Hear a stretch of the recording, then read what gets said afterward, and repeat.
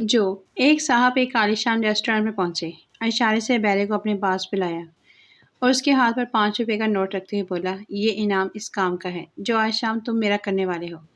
بیل ان کا مطلب سمجھتے ہوئے کہا، آپ بالکل مطمئن رہیں، جب شام کو آپ اپنے دوستوں کے ہمراہ آئیں گے میں آپ کے لیے بالکل جگہ محفوظ رکھوں گا۔ نہیں نہیں، ان صاحب نے وضاحت کی، شام کو میری بیوی اور ساس میرے ہمراہ آئیں گی، میں چاہتا ہوں کہ ہمیں کوئی جگہ ہی نہ ملے۔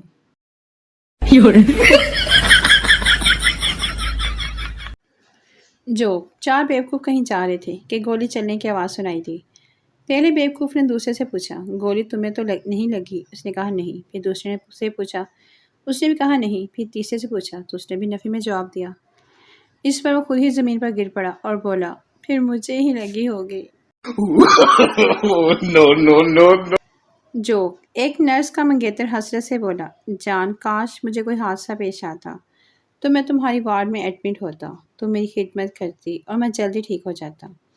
نرس جان، تمہیں میرے پاس کوئی حادثہ نہیں بلکہ کوئی معجزہ ہی لا سکتا ہے، کیونکہ میری ڈیوٹی ڈلیوری وارڈ میں ہوتی ہے۔ No.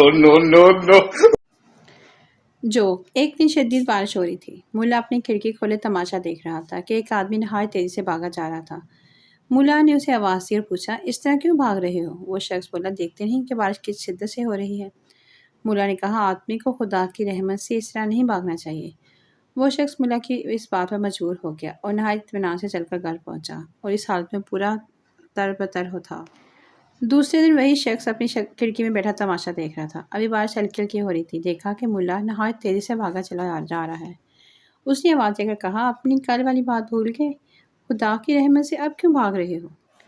ملا نے جواب دیا، ارے بے وقوف، کیا تو چاہتا ہے کہ رحمت خدا بندی میرے پاؤں تلے رون دی جائے؟